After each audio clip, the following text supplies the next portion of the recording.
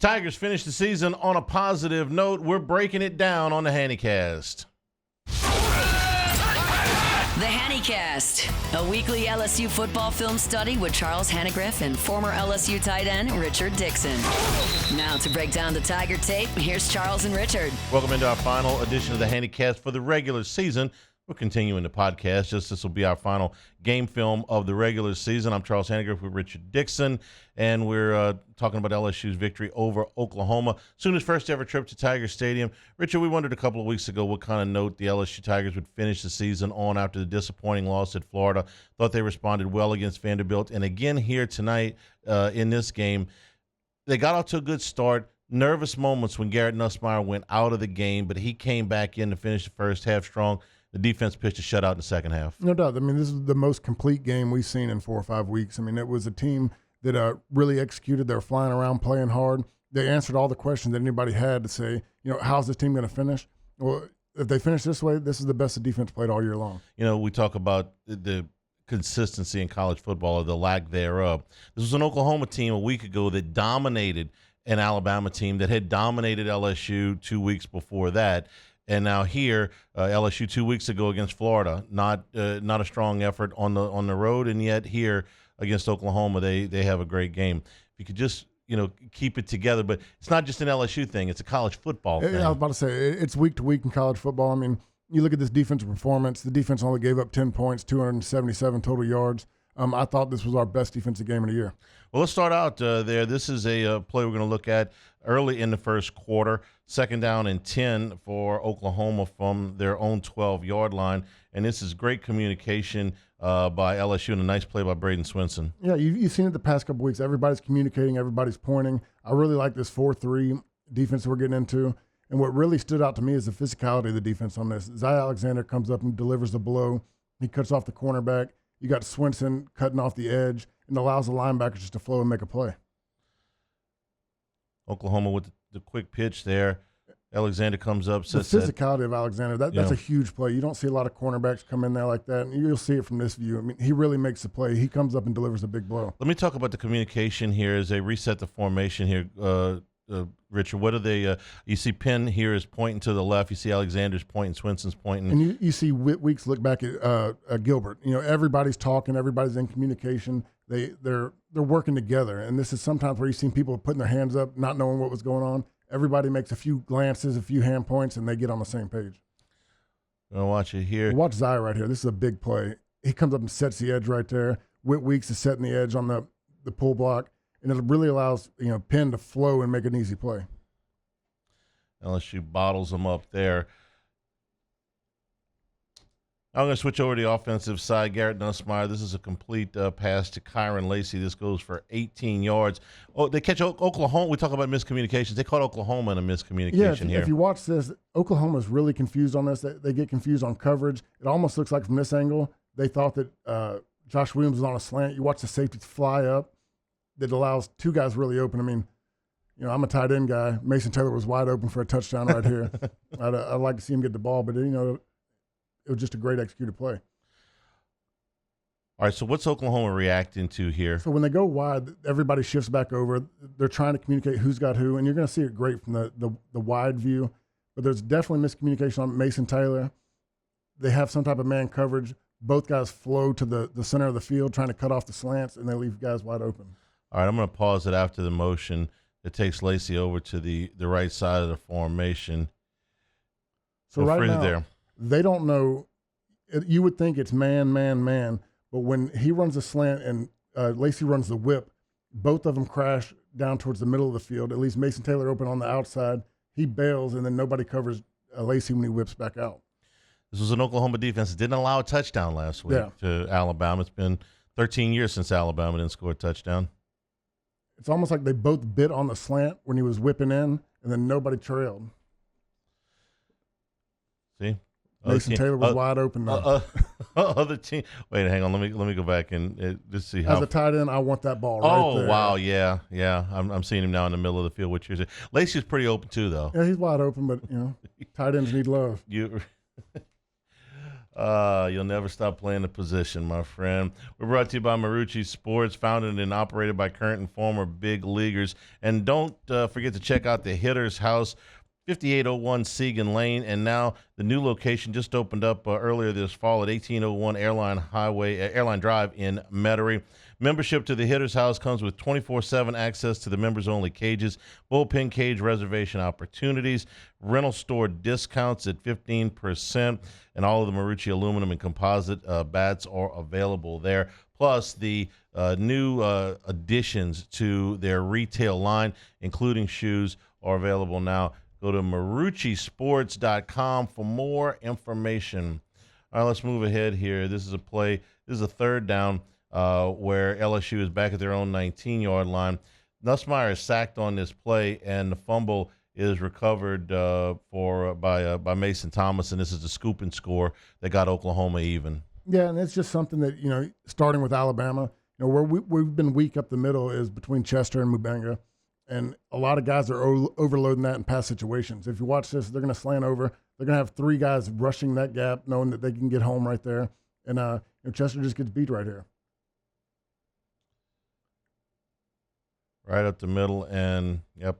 And he's just got that's better ball security. That's something that Nuss has to work on when he's getting pressure to get the second hand on the ball, and just protect it a little bit better in scramble situations. Okay, I'm going to ask when they move over here. Right here. All right.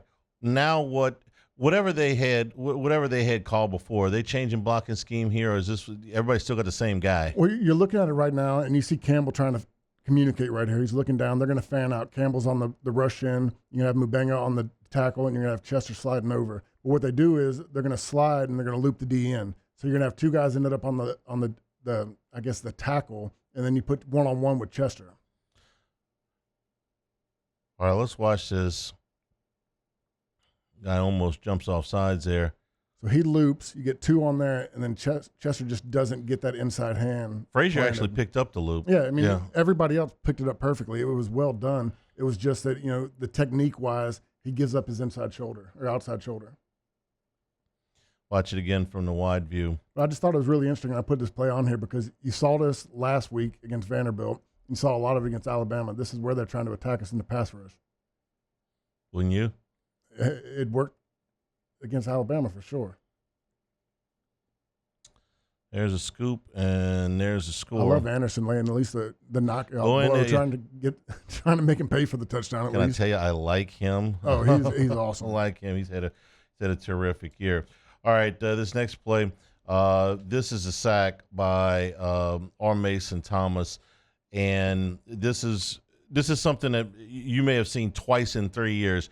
Will Campbell just gets beat here. No, he just gets beat, and you're going to really see it from the tight view. This is an unbelievable rush. He gets a great speed rush. The kid's a terrific player. He chops his hands. He gets low. He rips through. I mean, this is picture perfect. This is what you teach in a defensive rush pass clinic.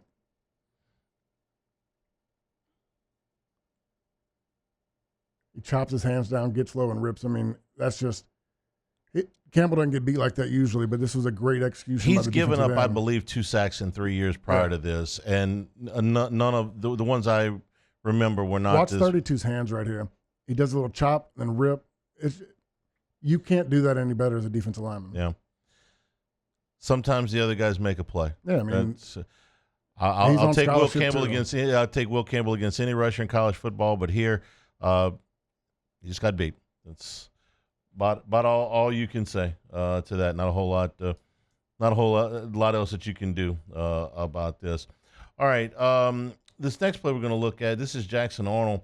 This pass is going to be complete, but it's going to be for a loss of 1 yard. And this is Braden Swinson again blowing up another play. This is just Swinson reading and being a veteran player and understanding what's going on. He reads what the quarterback's doing. He doesn't overreact, and he blows up the guy on the inside pitch. All right, let's watch him. He's on the far side. And they get creative with motioning the back out. They motion him back over. It's a lot of misdirection. But Swinson, I mean, he just reads this perfectly.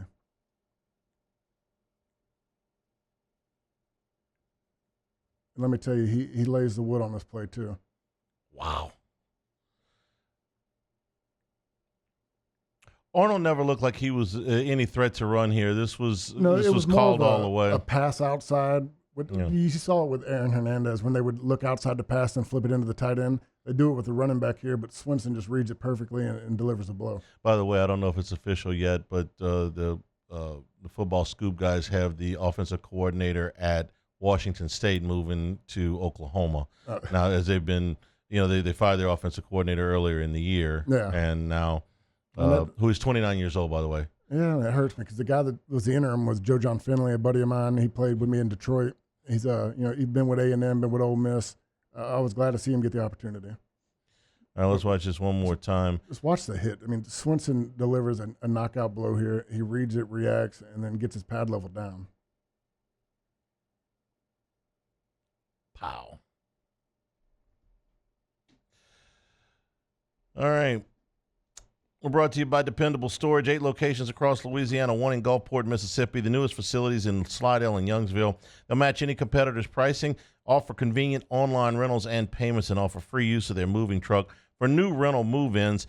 Clean, secure, conveniently located facilities. Check out the website at dependablestorage.com for locations, pricing, and rentals. Like Skip Bertman always said, Dependable Storage wants your stuff. This next play is a play that's run with Garrett Nussmeier out of the game and A.J. Swan in the game, but it still resulted in a big run for Caden Durham. And Mason Taylor makes a particularly nice block on this play. Yeah, he just reads it really well. I get what Emory Jones is doing. They got what we call like a joker block. They're double teaming up.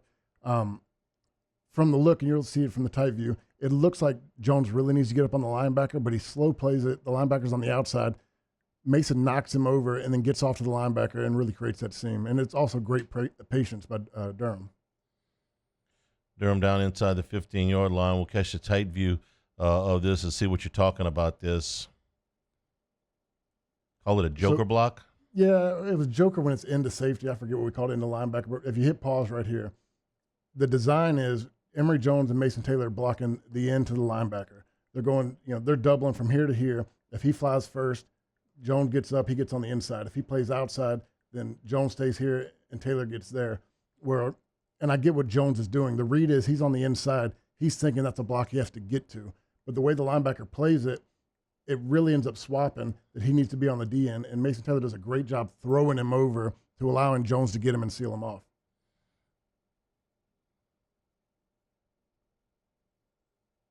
Rewind that back. That, to me, is my favorite block of the year by Mason Taylor because he knocks him over and still gets up to the linebacker because if he stays on that guy the angle Jones took, the linebacker makes an easy play. But by him knocking him over, getting up on the linebacker, and Emory Jones sealing him, it creates that hole. And it's just great patience. He slow plays it to where it allows the hole to develop. We're going to have slow motion added next year. So we can watch this in slow motion. Big play by Caden Durham. Let's watch the wide view here. It's just really good by Mason Taylor throwing him over there. He really saves Emory Jones on the play because Emory's thinking linebacker all the way right here. Nice combo block. And I think earlier in the year, Durham scores right there. You can really tell that later in the year, that injury he had to his foot with dislocated toes took more of a toll. This next play we're going to watch, coming into this game, we'd watched Jalen Milroe and Marcel Reed really hurt LSU with the quarterback runs. Jackson Arnold against Alabama had 131 yards on the ground, was basically half of their rushing game in that one. So they were very concerned about Jackson Arnold's ability to run the ball coming into this game. For the most part, they held him in check. This was the one that he got away on. This was his big run. I think he ended up with 75, 77 total rushing yards. But this is the one that put him in the first scoring position. And look, it's a good play fake. Our linebackers completely bite. Everybody flies down. But Jordan can't get his feet still right there. He's got to come up and make a play. He settles his feet and allows the quarterback to get around him. This was the play right after the 50-yard pass, if I'm to Hester. So if you watch Weeks flies, Penn flies, Jones flies. Let's watch this again from the backside. You can tell me where to stop here. Right here.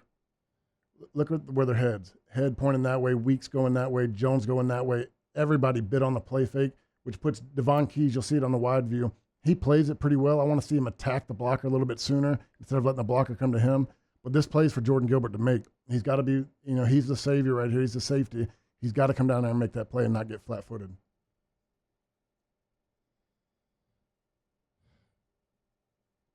You never like to see, and I'll give him a little bit of credit where he fights back and he almost knocks the ball out and causes a fumble. All right, Keys is 42. So I want to see Keys attack right here. But he's a young guy, he's a freshman. He's still trying to read it out. He waits on it. Is he worried about contain here? I think he's still trying to decipher the play to understand what's going on. And while he's sitting there, he doesn't attack the blocker. He's got to know that when two guys are pulling, blow it up. You got to blow it up, shorten the edge. But right there, he slow plays it, allows the guy to get to him, creates a bigger hole, which puts Gilbert in a tougher position because it's a wider hole to cover. But right there, I want to see him make a play. He settles his feet, he gets stopped, and then allows the quarterback to outrun him. That carried down inside the LSU 5-yard line. With 25 years of experience, Lake Urgent Care is dedicated to providing quality care close to home, treating minor illnesses and injuries for ages 3 months and up at 17 convenient locations for Lake Urgent Care. Baton Rouge, Hammond, Livingston, and Ascension Parish. Plus, they offer occupational health and weight loss solutions. As a seamless extension of Our Lady of the Lake, patients can access care from anywhere with the MyChart patient portal. Our urgent care centers are open 7 days a week. Seems like a lot of these accidents happen during the holidays, too. So simply walk in, check in online, or schedule a virtual care visit at lakeurgentcare.com. Next play is a special teams play. Okay, we put this one in on purpose. First time we put one on purpose. This is Aaron Anderson for 100 yards. Yeah, and look, I'm going to wait till it gets to the next view to start commenting on it, but this was a great effort play. You see some freshmen on here. Spears makes a good block. Josh Williams makes a hell of a block getting downfield. Juwan Johnson makes a good block. Great execution. Aaron Anderson presses a hole. I mean, this is just awesome. And look, this is the third time in 40 years almost that we've had a kickoff return at home. Yeah, the 100-yarders are, I think there's 4 in LSU history. Yeah. All right, look, so you got Green, you got freshmen all over the field here, which is encouraging. Go ahead, let's point them out. Trez Green right there. Green here. I forget who 30 is. You got Spears playing up the front. You got Juwan Johnson. I mean, the guys getting involved in this. It's an effort play. I mean, special teams is all about effort and getting out there, and it's just great to see these young guys out there and really playing hard and fighting through the whole play. Spears picks up a clean block right there. You got 30 getting a block. You got Juwan Johnson and Josh Williams leading the way through the hole. It's a designed return left, and the way they finish down the field. I mean, it's all effort to go out there and watch 18 and 8. They're not giving up on the play. Josh makes the first block right there. That's a touchdown saving block. Juwan Johnson makes one, and you get a great play out of it. This is a wide view. This is pretty much the same view that we got before. Let's get it a second time. Never gets old. When you're asking about, the question was going into these final 2 games was how much effort are you going to get? How much your guys bought in? You see it on this. I mean, this is 100% effort by everybody on the field. Freshmen making plays. They talked about the freshmen on defense. I think there were 7 that got extensive playing time the other night. We'll pick it up in the podcast next week when we start to talk about roster build and things like that. We won't have film next week of a game to review, but we're going to be talking about the season in review and what the roster looks like going forward. That'll be after signing day and also after the opening of the portal. We had a lot of plays in this game, especially where our 2 D tackles were both true freshmen, and Bro and McKinley, and they were out there making plays. Here's another one we've been waiting all year on. This is the long ball to Chris Hilton. 45 seconds ago in the second quarter, and Nussmeier had just come back in the game for this drive. We've been waiting on this, and this was Chris Hilton making the big play. And it's good for Chris, a guy that's been out so long. This is what he is built for, is a deep ball. They don't give him any help over the top. No one expects us to hit the deep ball. We haven't been doing it all year long. And when you get to look and you really see it from the wide view, there's no respect for the deep ball here. He doesn't play him over the top. He's playing on the inside of him, and he gives Nussmeier the whole field. Nussmeier throws a great ball. He did jump at the end, but mostly he ran through the route. And the thing is, he really jumps to turn his shoulders. But if you see the way the ball's thrown over here to the outside, he kind of jumps to turn and catch the ball. It's not one of those times where he's jumping to go over somebody. The only reason I mention that is because that was a deal back earlier in the year where Kelly, the thing in Florida where he jumps and it completely, There's bad jumps and there's little jumps. Yeah. I would put that in the little jump category. well, it was a big play. And, for Nussmeier to come back in the game, for Hilton to, I mean, that play right there alone gives you the confidence that Nussmeier can finish the game, because I'm thinking drop down, short passes. You don't want to put stress on it. He comes back and fires 145 yards down the field on his first play back, essentially. I mean, it makes you feel better about how the game's going. I felt better about Hilton too after this, because this is a one-on-one matchup and he's got to come, he's got to make a play on the ball. Yeah. And previously he'd had a problem with the mistimed jumps, or, they just did not have a good play on. Here you do. It's a confidence builder. He does it twice in this game. You wish you'd had this earlier on in the year, but Chris Hilton's got a chance to come back. Nussmeier's got a chance to come back. This is something they can build on. Okay, this next play. This is late in the third quarter. 2nd and 6 at the LSU 36-yard line, and this is the double pass that Oklahoma tried to run, and it ends up being intercepted by Sage Ryan. This is a junior high football play. I mean, it's kind of funny going back and watch it. We watch the whole offensive line. They just fall to the ground. They do an up down. They stay down. They pause. Like, I've seen this play run in junior high and work. When you watch Swinson, he was not going to fool him. All right. Can I go back, because I was watching the ball the entire time. I never saw all these guys fall down. It's embarrassing, the timing of it.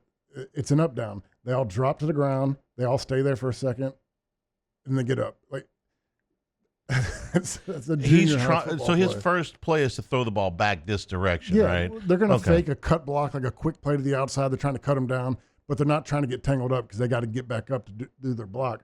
So everybody drops to the ground. They pause. They're waiting for the timing of it. Like, you just don't see this in major college football. I'm now Rewind it real quick. Watch Swinson. He's like, really? He sees them all drop. He just stops. Like, oh no, that's not going to happen. No. I never saw the line on the TV cut. I never saw the lineman drop to the ground. So we had a play like that when I was in 7th grade. Watch it from the wide angle. He would have been well advised to just eat the football and go down. Yeah, he's trying to throw it out, and he just there's no chance there. Take the sack. Well, you ever have a double pass to you? Because that's a tight end, by the way. Yeah. He was a quarterback at Southeastern. He was, yeah. And he was the leading receiver. You'd got a chance to throw the ball. It's really hard to tell those guys to get to throw one pass a year, maybe one pass in their career. Just go ahead and take the sack. You finally call my play, man. I want to show you maybe a quarterback at Southeastern. I want a shot at this. We're brought to you by Bayou Apparel, helping local businesses communicate their message since 2009. As one of only a few local LSU official licensees, Bayou Apparel offers the highest quality products to showcase your brand, whether it's an established one or a new one. Bayou Apparel design experts can help you create eye-catching designs that fit your company's message. They do logos, event T-shirts, and promotional items for your business. Call 225-928-9090 or go to the website at bayouapparel.com. Next play is a pass from Garrett Nussmeier to Aaron Anderson.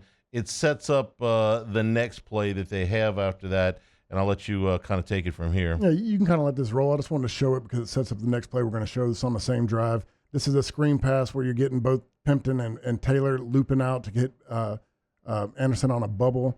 It's a play that, Pimpton and Taylor could have blocked better. This could have gone for a bigger play. They got to decipher these blocks right here. Once Pimpton realizes he's beaten, you'll see it better from the other view. He's got to come off on the inside backer, and it probably gets, 10, 12 yards. But this is just where, they're still learning and trying to feel each other out. Mason's going to loop around. Once Pimpton right here, Pimpton's got to understand that's Taylor's guy now. He's got to play off and come back and get one or two, the most dangerous guy. But they both get stuck on him, which allows, it's a 6-yard gain instead of a 10-yard gain. But what it really does is set up, we call a play 2 plays later out of a different formation. Same thing, a bubble screen to Anderson, but it's faked. And you see the linebackers flow, everybody comes down, and we make a big play. That's what we're looking at here. You go from a bunch to a wide view, and we're going to run essentially the same play. You got 2 outside blockers. C.J. Daniels going to run off the corner. Pimpton's going to come around, loop around like he's blocking the linebacker, trying to get Aaron Anderson the ball. But both the linebacker and the safety flow down. I just thought I wanted to put those 2 plays back to back because, that's good play calling. That's sequencing, understanding what's going on, saw what worked 2 plays before, and run it out of different formation. And that's one of those guys that made the tackle on the previous play that's trailing the receiver here. I mean, every look that they had seen, that you're fresh on your mind 2 plays ago, it's a very similar bubble screen, and you get the float from the defense. Nice sequencing. It was good play calling on Joe Sloan. And you'll see it from this view. Watch how bad they bite on it. They saw this play 2 plays previous. It's a nice throw by Nussmeier, too. Yeah, and look, Pimpton's a big target. He really kind of took over. Had a couple of catches in this game, yeah. You see him in this game playing all the plays that Tre'Davious Green initially was involved in. All right, that last setup. And we'll also tell you that we're brought to you by the law offices of O.C. Brown and our friend Dana Brown, law firm for a lifetime. They've carried on O.C. Brown's legacy for the last 30 years. If you've been in a car accident or you have other legal needs, the first consultation is always free. The law offices of O.C. Brown should be your first and only call. 343-1111, 225-343-1111, or on the web at ocbrown.com, O-S-S-I-E Brown.com. You know, we've used Dane and his team of attorneys for a number of legal needs over the years. Don't hesitate to recommend them to a friend. And again, that first consultation is always free. Let me tell you what, you go down to consultation. When you're done with that, walk down to Town Square Pizza. It's about a block away. Get your square pizza made fresh from scratch there right in front of you. But if you're doing a lunchtime stop there from working downtown, you got a limited amount of time for lunch. They'll be able to get you in and get you out in a hurry. Big, generous portions at Town Square Pizza, so you'll probably be bringing home some leftovers. Town Square Pizza, downtown Baton Rouge. All right, this is the final play we're going to look at here. Jackson Arnold sacked back to the Oklahoma 28-yard line. Everything goes right on this play. Now, this is a 4th down and 6, okay, 4th and 7. But Swinson gets pressure. They've got great coverage. Weeks is closing in on him. This is kind of the finishing touch to the game. This here. just really sums up the defense, the way they played this whole game, and everybody executed very well. Braden Swinson's made himself so much money this year. He's an elite pass rusher. He gets the pressure right here, forces him out the pocket, and just the closing speed by Weeks. He has a motor that is very similar to what we saw from Harold Perkins his freshman year. He just has that closing speed where he gets in on them. And, you know, this is a 4th down and 7, so Arnold wants to throw it up. I mean, what's the worst thing that can happen here? And he can't even get the ball off. He's trying to get rid of it. He gets the pressure and just the closing speed by Weeks. Jackson Arnold's a fast guy. He's a guy that can run. 131 yards against Alabama. Yeah. And from the wide view, you'll just see that without the rush, without the closing, there's nowhere to go with the ball. Everybody handles their job. Everything's executed well. He's got nowhere to go. That closes it out. LSU would get another field goal in this game and finish it out and beat Oklahoma to finish the season at 8-4. Richard, 8-4. Kelly said it after the game perfectly. You know, said, "Hey, look, this is not what we wanted, but there's a lot of stuff to build on. There's a lot of young players that got in this year. The next couple of weeks, really, we're taping this as the Monday night before signing date. So Wednesday's a huge day. And then the transfer portal opens up a week from today. And you're going to talk about roster building for next year. We know what happened with Bryce Underwood. We know that frees up some budget. Can't believe I'm using that word with college sports, but it's exactly what it is. So we're not going to shy away from that. The roster building. But a lot of what you have here is big building blocks. And he talked about potentially getting some players up front back that I think he used the word unexpectedly or whatever it is. There were a lot of ups and downs to this season. I think it's just a team that, you know, everybody had high expectations in the third year. Well, I think our expectations were a little bit overloaded on what the defense could do this year. The one thing they did is they improved every week. I felt like the defense got better. They improved in every category statistically from the year previous. You know, he mentioned they had 21 true freshmen that traveled for this game. You know, I don't know what the numbers are. When I played, it was 65 that went to the hotel. But 21, a 30-year roster is true freshmen that traveled for this game. You had 7 freshmen playing on that defense. To me, it just shows you these guys are coming. The defensive line is getting better. We got the coaches in place. now it's about roster building and getting the right pieces in place, and you know the sky's the limit going forward. You know, when you say travel, I know what you mean, but just to clarify for people, that you can only you can't dress the entire roster for an SEC game, even if you're at home. Non-conference games you can, but not for conference games. I'm talking about the guys that go to the hotel and film review that are Friday eligible night. to play. In the game. I'll just give you one example, and next week is going to be our season in review. We're going to talk a lot about how the roster, how the team got from the game in Las Vegas to this game. Dominic McKinley, okay, didn't play against Vegas or didn't play in the game in Vegas. Started working in a little bit of playing time and then a little bit more playing time. In this game, 2 sacks as a defensive tackle. Okay, I can work with that, man. Guys that are getting better as they go, and we're gonna, like I said, we're gonna go through the whole roster and the whole thing next week. But that's what you want to see. He's a true freshman that ended up second in the team in sacks. I mean, that's pretty impressive. I mean, the way he came in, he up finished the season, second on the team in 5 sacks. You got me. I didn't have that one. Yeah. I didn't realize that. Nice catch. That's a good one. That'll be one of the things we'll be talking about next week on the Hannycast as we'll move into the off season here a little bit. Bowl game still to come, and we'll do film study for that too. We're Texas or Music City, maybe Texas with a slight edge at this point. We'll see. Be against a If Big I'm going 12 to the school. game, I'd rather go to Music City. But if I go to Houston, it's more of a work trip. Yeah, so those games will be on December the 30th and December the 31st, respectively. So could be somewhere else, but those are the 2 leaders in the clubhouse right now. If I had to guess, Texas. Yeah. But again, a lot of things could happen this perfect. weekend. It's going to be in Houston. It's a big recruiting territory for us. I mean, I'm sure the coaches would prefer to go there. All right. So next week, our season in review. For Richard Dickson, I'm Charles Hannigriff. This has been the Hannycast.